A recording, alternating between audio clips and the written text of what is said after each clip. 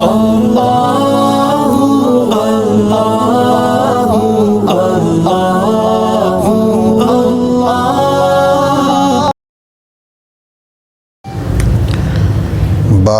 من نام اول اللیل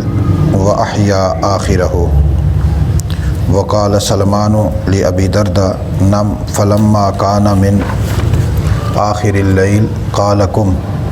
قال النبی صلی اللہ علیہ وسلم صدق سلمان۔ امام بخاری رحمۃ اللہ تعالی علیہ نے باب کو عنوان دیا ہے ایسا آدمی جو رات کے پہلے حصے میں سو جائے اور آخری حصے میں اٹھے اور اٹھ کر اللہ کی عبادت کرے۔ حضرت سلمان فارسی رضی اللہ تعالیٰ عنہ نے حضرت ابو درداء رضی اللہ تعالیٰ عنہ سے کہا کہ آپ رات کے پہلے حصے میں سو جایا کریں اور آخری حصے میں اٹھیں۔ آپ رات کے آخری حصے میں اٹھیں اور اللہ کی عبادت کریں۔ رسول اللہ صلی اللہ علیہ وسلم نے جب یہ جملہ سنا حضرت سلمان کا جو حضرت ابو درداء کو بتلا رہے تھے تو رسول اللہ نے فرمایا صدق سلمان، سلمان نے صحیح کہا، سچ کہا، کیونکہ ایک مسلمان کی شان یہی ہے کہ وہ رات کے پہلے حصے میں آرام کرے، سو جائے، اور آخری حصے میں جب فجر طلوع ہونے لگے اس سے کچھ پہلے اٹھ جائے، وضو کرے اور کچھ نوافل پڑھ لے جسے نماز تہجد کہتے ہیں، اور اس کے بعد پھر نماز فجر پڑھے۔ اب یہاں ایک بات اور بھی سمجھ لیں کہ حضرت سلمان بھی صحابی ہیں اور حضرت ابو درداء بھی صحابی ہیں، اور دونوں ایک ہی یونیورسٹی کے فارغ التحصیل ہیں، اور دونوں کا پروفیسر اور استاذ بھی ایک ہی ہے، سیدنا محمد الرسول اللہ صلی اللہ علیہ وسلم۔ لیکن حضرت سلمان نے جب حضرت ابو درداء سے کہا کہ آپ رات کے پہلے حصے میں سو جایا کریں اور دوسرے حصے میں آخری حصے میں اٹھ کر عبادت کریں، تو حضرت ابو درداء نے یہ نہیں کہا کہ تم کون ہو مجھے سمجھانے والے، میں بھی پڑھا لکھا ہوں، بلکہ ان کی اس بات پر عمل کیا، اور رسول اللہ صلی اللہ علیہ وسلم نے اپنے شاگرد سلمان کی تصدیق فرمائی۔ اس سے معلوم ہوا کہ کتنا ہی آدمی پڑھا ہوا کیوں نہ ہو، جب اس کے خیر کی بات بتلائی جائے، خیر کی بات اسے سمجھائی جائے، اچھی بات سمجھائی جائے، تو دوسرے کے بتانے پر اس کا شکر ادا کرنا چاہیے اور اس کا ممنون ہونا چاہیے، نہ کہ وہ آگے سے الجھے کہ جی میں جانتا ہوں، آپ مجھے کیوں سمجھاتے ہیں۔ جس آدمی میں یہ عنصر آ جائے کہ میں پہلے سے پڑھا ہوا ہوں، مجھے پتہ ہے، دوسرا آدمی مجھے کیوں سمجھاتا ہے، تو سمجھ لیں کہ یہ جاہل ہے، اور صرف جاہل نہیں ہے بلکہ اللہ نے اس کے دل پر مہر لگا دی ہے، اور یہ ان منافقین میں سے ہے جس کے دل پہ اللہ نے مہر لگا دی ہے۔ اب دین سمجھنے کی صلاحیت اس میں نہیں ہے، یہ تکبر میں آ گیا، غرور میں آ گیا، اور اس کے اندر اس قدر تکبر ہے کہ یہ کلمہ خیر سن ہی نہیں سکتا۔ اس لیے خود صحابہ اکرام کا یہ عمل بتلاتا ہے کہ جب کوئی دوسرا آدمی اچھی بات بتلائے تو اس کو تسلیم کر لینا چاہیے۔ اس کے ضمن میں حدیث ہے، حضرت اسود کہتے ہیں کہ سألت عائشہ، میں نے حضرت عائشہ الصدیقہ صلوات اللہ علیہا سے پوچھا کیف کان صلاۃ النبی صلی اللہ علیہ وسلم باللیل، آپ صلی اللہ علیہ وسلم کی رات کی نماز میں کیفیت کیا ہوتی تھی؟ کمیت نہیں پوچھی کہ کتنی تعداد پڑھتے تھے، کتنی رکعتیں، پوچھا کیفیت کیا تھی، آپ صلی اللہ علیہ وسلم کس کیف میں عبادت کرتے تھے، آپ کی نماز ہوتی کیسے تھی، کس ٹائم پہ پڑھتے تھے، کس انداز میں پڑھتے تھے؟ قالت، سیدہ نے فرمایا ینام اولہ و یقوم آخرہ، امام الانبیاء صلی اللہ تعالی علیہ وسلم اول رات میں سو جاتے تھے اور آخری حصے میں اٹھتے تھے، فیصلی، اور اٹھ کر نماز پڑھتے تھے، ثم یرجع الی فراشہ، پھر وہ آخری حصے میں عبادت کرنے کے بعد پھر بستر پہ آ جاتے، فاذا اذن المؤذن، اور جب مؤذن اذان دیتا، وصبا، تو حضور جلدی سے اٹھتے، فإن کانت بہ حاجۃ اغتسل، اگر رسول اللہ صلی اللہ علیہ وسلم کو غسل کی حاجت ہوتی تو آپ غسل کرتے، وَإِلَّا تَوَضَّأَ، اور اگر غسل کی حاجت نہ ہوتی تو آپ وضو کرتے، وَخَرَجَ، اور نماز کے لیے نکلتے۔ تہجد پڑھنے کے بعد دوبارہ سے بستر پر لیٹنا یہ بھی صحیح ہے، اور یہ سنت رسول اللہ صلی اللہ علیہ وسلم ہے۔ اگر کوئی آدمی مسجد میں تہجد پڑھتا ہے تو تہجد پڑھنے کے بعد مسجد میں ہی کچھ لمحات کے لیے لیٹنا یہ بھی رسول اللہ صلی اللہ تعالیٰ علیہ وسلم کی سنت ہے۔ لہٰذا جو ادا رسول اللہ نے اختیار کی ہے وہ ادا اختیار کرنا یہ امتی کے لیے ضروری ہے۔ یہ بات ایک یاد رکھیے گا، جہاں پر کبھی کبھی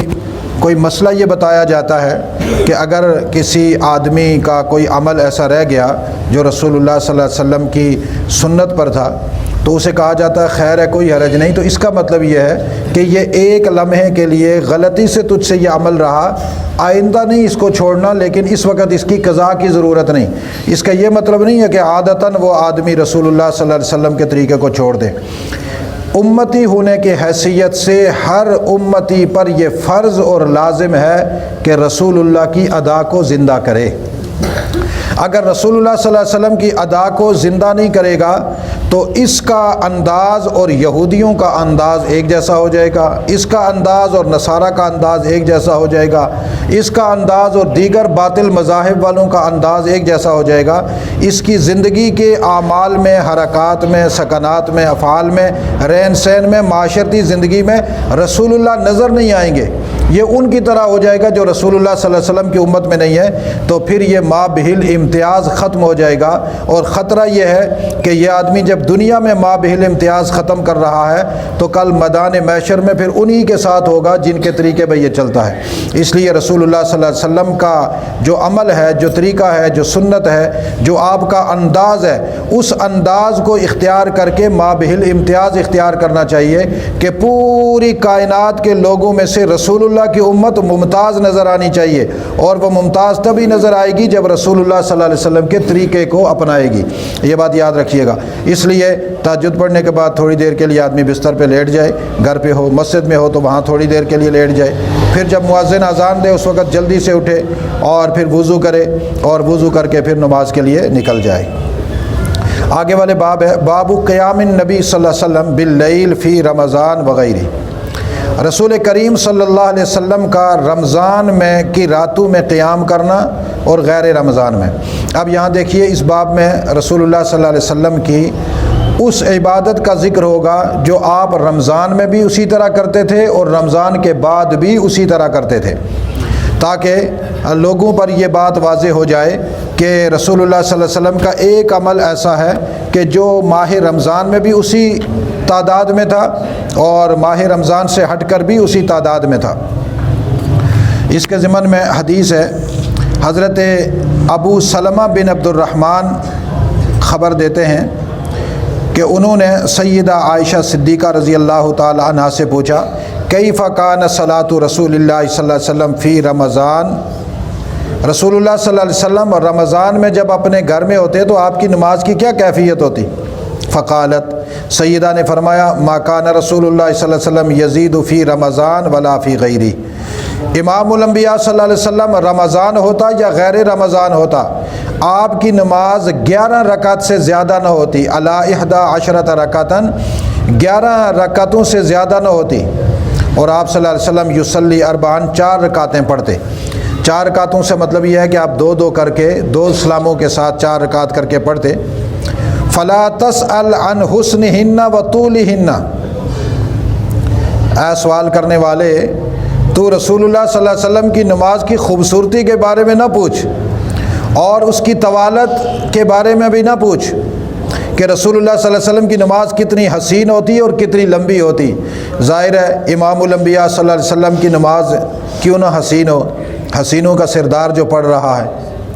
رسول اللہ کی نماز کیوں نہ حسین ہو، سارے نبیوں کا سردار جو نماز پڑھ رہا ہے، آپ کی ادائیں، آپ کا انداز، آپ کے رکوع، آپ کے سجدے، آپ کا قیام، آپ کی تسبیح، آپ کی تحمید، آپ کا ہر عمل ساری کائنات سے اعلیٰ اور افضل ہے۔ اس لیے حضور کی نماز تو سب سے زیادہ خوبصورت۔ پھر حضور کی نماز طول والی کیوں نہ ہوتی؟ جب حضور جیسا عاشق اپنے محبوب اللہ کی عبادت کر رہا ہو تو پھر اس محبوب اور محب کی جو آپس کی باتیں ہیں، جو ریاضتیں ہیں، اس میں بھی لمبائی تو ہوتی ہے۔ اب حضور صلی اللہ علیہ وسلم ایک دفعہ کہتے ہوں گے سبحانک اللہم و بحمدک، اب اس جملے کو کیا پتہ کتنی مرتبہ دہراتے ہوں گے، جو کہ اپنے محبوب کو سامنے رکھ الحمدللہ رب العالمین کتنی دفعہ دہراتے ہوں گے، سبحان ربی العظیم کتنی دفعہ دہراتے ہوں گے، ایاک نعبد و ایاک نستعین کتنی دفعہ دہراتے ہوں گے۔ پھر قرآن پاک کی آیات جب آپ تلاوت کرتے ہوں گے کتنی لمبی لمبی کرتے ہوں گے، چونکہ پڑھنے والے حضور ہیں اور عبادت اللہ کی ہو رہی ہے، اس لیے لمبی نماز رسول اللہ صلی اللہ علیہ وسلم پڑھتے تھے۔ سیدہ نے فرمایا وہ میں آپ کے سامنے بیان نہیں کر سکتی جتنا حسن اور جتنی طوالت ہوتی۔ پھر آپ صلی اللہ علیہ وسلم نے اسی طریقے سے 4 رکعتیں پڑھتے، پہلی 4 رکعتیں پڑھی، پھر 4 رکعتیں۔ یہ 4 رکعت سے اس لیے تعبیر کیا کہ 2 کر کے پھر تھوڑا سا بیچ میں وقفہ ڈال کر پھر 4 رکعتیں پڑھتے 2 سلاموں کے ساتھ، یعنی 2 رکعت کے بعد سلام پھیرا، پھر 2 رکعت، پھر 2 رکعت سلام، تو 4 ایک ساتھ ہو جاتی ہیں، 4 ایک ساتھ 8 رکعتیں ہو گئی۔ اس کے بعد سیدہ فرماتی ہیں ثم یصلی ثلاثاً، پھر آپ نے 3 رکعتیں آپ پڑھتے، یعنی 3 وتر پڑھتے، 11 رکعتیں بن جاتی۔ قالت عائشہ، حضرت عائشہ نے فرمایا فقلت یا رسول اللہ، میں نے حضور سے کہا اتنام قبل ان توتر، یا رسول اللہ صلی اللہ علیہ وسلم آپ وتر سے پہلے سو جاتے ہیں؟ فقال، حضور نے فرمایا یا عائشہ، اے عائشہ ان عینی تنامانی ولا ینام قلبی، میں محمد جب لیٹتا ہوں تو میری آنکھیں بند ہوتی ہیں، میرا دل بند نہیں ہوتا۔ میری آنکھیں دیکھنے میں یوں لگتا ہے کہ میں سویا ہوا ہوں، لیکن میرا قلب، میرا دل جاگ رہا ہوتا ہے، مجھے سب پتہ چل رہا ہوتا ہے کیا ہے، میں اندر اندر سے نہیں سوتا۔ جن لوگوں پر اللہ تعالیٰ رسول اللہ کا عکس ڈالتے ہیں، آج بھی وہ لوگ موجود ہیں، اگر آپ ان کو دیکھیں گے تو ان کی آنکھیں بند ہوتی ہیں لیکن اندر سے وہ جاگ رہے ہوتے ہیں، اللہ کا ذکر کر رہے ہوتے ہیں۔ جس آدمی کو بھی نسبت رسولی حاصل ہوگی، یہ میرا جملہ نوٹ کرو، نسبت رسولی، نسبت محمدی حاصل ہوگی، حضور کا عکس اس پر اللہ اپنے کرم سے ڈالتے ہیں، پھر اللہ اس کو یہ اعزاز عطا فرما دیتے ہیں کہ وہ اس زمانے میں بھی ان صفات کا حامل ہوتا ہے کہ آنکھیں بند ہوتی ہیں اور اس کا دل جاگ رہا ہوتا ہے اور اللہ کے ذکر میں مشغول ہوتا ہے، نیند بھی پوری ہو رہی ہوتی ہے، عبادت بھی ہو رہی ہوتی ہے۔ اور یہ کسی کو اللہ تعالیٰ اللہ تعالیٰ عطا کرتے ہیں اور اس کو یہ حاصل ہوتی ہے۔ دعا کریں اللہ تعالیٰ ہمیں یہ چیز نصیب فرمائے، لیکن یہ ایسے نہیں ملتی، اس کے لیے حضور کا عکس کرنا پڑتا ہے، حضور کی نقل کرنی پڑتی ہے، حضور کی ہر بات میں، ہر ادا میں نقل کرنی پڑتی ہے۔ حضور نے ایسا کیا میں بھی ایسا کروں، حضور نے ایسا کیا میں بھی ایسا کروں۔ یہ نہ کہیں کہ جی وہ حضور نے کیا کون سا فرض ہے، فرض تو نہیں ہے نا جی، واجب تو نہیں ہے نا جی، بس ٹھیک ہے خیر ہے۔ اس امت کو یہ جملہ مار گیا جی خیر ہے کوئی حرج نہیں، خیر ہے کوئی حرج نہیں، یہی جملہ انسان کو مرتد بناتا ہے، زندیق بناتا ہے، دہریہ بناتا ہے، ملحد بناتا ہے، زندیق بناتا ہے، بے ادب بناتا ہے، گستاخ رسول بناتا ہے۔ اور جو آدمی پرواہ کرتا ہے کہ ہمارے نبی کا طریقہ ہم سے نہ ٹوٹے، فکر میں رہے، وہ بار بار جب حضور کا عمل کرتا ہے تو حضور کے عمل کی برکت سے اللہ تعالیٰ اس کو اپنے محبوب کی نسبت عطا فرما دیتے ہیں۔ جب نسبت حاصل ہو جائے تو پھر وہ یہاں ہوتا ہے، اس کا دل مدینے میں ہوتا ہے، وجود اس کا یہاں ہوتا ہے، گنبد خضرا سے اللہ تعالیٰ روحانی فیض جاری فرماتے ہیں اور وہ اس کے عکس، اس کے جسم پر عکس ڈال رہا ہوتا ہے، پھر اس کی طبیعت مزاج رسول سے آشنا ہو جاتی ہے، پھر یہ مضطرب ہو جاتا ہے۔ اس وقت تک اس کو چین نہیں آتا جب تک کہ رسول اللہ صلی اللہ علیہ وسلم والا عمل نہ کر لے۔ اور امت کو یہی چیز زیادہ ضروری ہے اور اسی پر امت کو جو ہے نا وہ زیادہ محنت کرنی چاہیے۔ آج دجالی فتنوں کا دور ہے، لوگ دجال کے طریقے پر چلنا پسند کرتے ہیں، رسول اللہ کے طریقے پر چلنا پسند نہیں کرتے۔ یاد رکھیے گا جو رسول اللہ کے طریقے پر چلنا پسند نہیں کرتا اس کا خاتمہ ایمان پر نہیں ہوگا۔ یہ جملہ بھی میرا نوٹ کر لو، جو آدمی زندگی میں حضور کی سنت کا اہتمام نہیں کرتا اور حضور صلی اللہ علیہ وسلم کی سنت کا خیال نہیں کرتا، اس کو مرتے ہوئے کلمہ نصیب نہیں ہوگا۔ کلمہ اسی کو نصیب ہوگا جو رسول اللہ کی سنت کا اہتمام کرنے کی کوشش کرے گا اور باقاعدہ اپنے آپ کو پابند کرے گا۔ اب یہاں دیکھیے سیدہ نے فرمایا حضور رمضان میں ہوں یا غیر رمضان میں آپ 11 رکعتیں پڑھتے تھے، 3 وتر اور 8 رکعتیں۔ ہمارے ہاں یہاں رمضان آتا ہے، ماہ رمضان میں بہت سارے لوگ ہیں وہ کہتے ہیں جی 8 ہی تراویح ہیں، ان کے پاس یہی حدیث دلیل ہے جی۔ حضور صلی اللہ علیہ وسلم سے حضرت عائشہ سے پوچھا ایک آدمی نے کہ حضور کی رات کی عبادت کیا ہوتی تھی رمضان میں؟ انہوں نے کہا جی 11 رکعتیں پڑھتے تھے، 3 وتر ہو گئی، باقی 8 جو ہے نا تراویح ہو گئی، لہٰذا رمضان میں یا غیر رمضان میں آپ 8 ہی رکعتیں پڑھتے تھے۔ تو میں ان سے کہتا ہوں بیچارو فقہ کے تم یتیم ہو، فقہ تو تمہارے محلے سے بھی نہیں گزری، محلہ تو کیا ہے تمہارے ضلع سے بھی نہیں گزری، ضلع تو کیا ہے تمہارے صوبے سے بھی نہیں گزری، صوبہ تو کیا تمہارے ملک سے بھی نہیں گزری، تم تو اتنے یتیم ہو علمی طور پر تمہیں نظر ہی نہیں آتا۔ یہ جو سوال کرنے والے نے تو یہ پوچھا کہ حضور صلی اللہ علیہ وسلم رمضان میں اپنے گھر میں جا کر کیا عبادت کرتے تھے؟ تو سیدہ نے فرمایا کہ رمضان ہو یا غیر رمضان حضور نے اپنی تہجد میں تبدیلی نہیں کی، وہی آپ کی 8 رکعتیں تہجد ہوتی تھی اور 3 رکعت وتر ہوتے تھے۔ لہٰذا تراویح کے بارے میں سوال ہی نہیں ہے، تراویح تو آپ مسجد میں آپ نے پڑھائی ہے 3 دن، اور وہ سب کو پتہ تھا کہ رمضان میں حضور تراویح کتنی پڑھتے تھے، وہ سب صحابہ کو پتہ تھا 20 رکعتیں، اس کے بارے میں سوال نہیں تھا۔ سوال یہ تھا کہ حضور جو اکیلے میں نماز پڑھتے تھے عبادت کرتے تھے تہجد کی، اس کی کیفیت کیا ہے؟ تو سیدہ نے فرمایا کہ تم یہ نہ سمجھو کہ رمضان میں شاید تہجد بڑھ جاتی تھی، 8 رکعت کی جگہ 20 ہو گئی، 22 ہو گئی، 25 ہو گئی، 40 ہو گئی، نا تعداد وہی رہی ہے 8 کی۔ رمضان میں بھی 8 ہی پڑھتے تھے، غیر رمضان میں بھی تہجد 8 ہی پڑھتے تھے۔ یہاں سے ایک مسئلہ یہ بھی ثابت ہو گیا، جو لوگ کہتے ہیں رمضان میں صرف تراویح یا تہجد نہیں ہے، ان کا بھی مسلک باطل نظر آتا ہے۔ تراویح الگ ہے، تہجد الگ ہے، لہذا رات کو آدمی جب سحری کے ٹائم تہجد بھی پڑھے اور تراویح بھی پڑھے۔ بعض اہل علم کہتے ہیں کہ وہ 20 رکعت میں تراویح بھی آ جاتی ہے، وہ مسلک کمزور ہے، ان کے پاؤں جو ہے نا وہ ریت کے ذرات پر ہیں، پتھر کی چٹان پر نہیں ہے۔ پتھر کی چٹان پر تب ہوں گے کہ جب تراویح الگ پڑھیں گے اور تہجد الگ پڑھیں گے۔ باقی رہ گئی بات کہ چلو ہم تھوڑی دیر کے لیے تمہاری بات مان لیتے ہیں، 8 رکعت ہی تراویح ہے، اس حدیث سے ثابت ہو۔ تو سیدہ نے فرمایا کہ ثم یصلی ثلاثا، حضور نے تو وتر 3 پڑھے، تم ایک کیوں پڑھتے ہو؟ حدیث پر عمل کرتے ہو تو پوری حدیث پر عمل کرو کہ 8 رکعت تراویح پڑھتے ہو، وتر تو 3 پڑھو، اس میں بھی تم ایک پڑھتے ہو، وہاں پر بھی غداری کرتے ہو۔ معلوم یہ ہوا کہ نہ تمہیں حدیث کا پتہ ہے نہ حضور کی سنت کا پتہ ہے، تم خواہ بخواہ انگریز کی ٹوٹی میں اس طرح کی باتیں کرتے ہو۔ بات یہ ہے کہ رسول اللہ صلی اللہ علیہ وسلم کی شریعت کو اگر سمجھنا ہے تو حضور کی سنت کو دیکھنا ہوتا ہے۔ اچھا یہ مسئلہ بھی یاد رکھ لیں، دین رسول اللہ کی احادیث سے عوام نہیں سمجھ سکتی۔ یہ جملہ پھر سنو، رسول اللہ صلی اللہ علیہ وسلم کی احادیث سے دین امت عوام نہیں سمجھ سکتی، یہ صرف علماء اور فقہاء سمجھ سکتے ہیں۔ چونکہ احادیث مختلف ہیں، مختلف اوقات کی ہیں، مختلف زمانے کی ہیں، ان کی ساری حقیقت یہ وہ سمجھتے ہیں جن کی پوری ذخیرہ حدیث پر نظر ہوتی ہے، اور وہ فقہاء ہیں، وہ اس دین کو سمجھتے ہیں۔ امت کو اگر دین سمجھنا ہے تو وہ سنت سے سمجھے۔ کس سے سمجھے؟ سنت سے۔ حضور صلی اللہ علیہ وسلم کی سنت کیا ہے؟ سنت ایک ایسی چیز ہے کہ وہ علماء کے پاس بھی ہے، عوام کے پاس بھی ہے، اور جو آدمی سنت پہ چلے گا اس کو فائدہ یہ ہوگا کہ سنت ہوتی ہے، سنت جب سامنے آ جائے بندہ اس پر عمل کرتا ہے، دوسرے کو سمجھ میں آئے یا نہ آئے۔ میں آج بھی حدیث بخاری اول میں صبح سبق پڑھا رہا تھا، عبداللہ بن عمر سے ایک بندے نے سوال کیا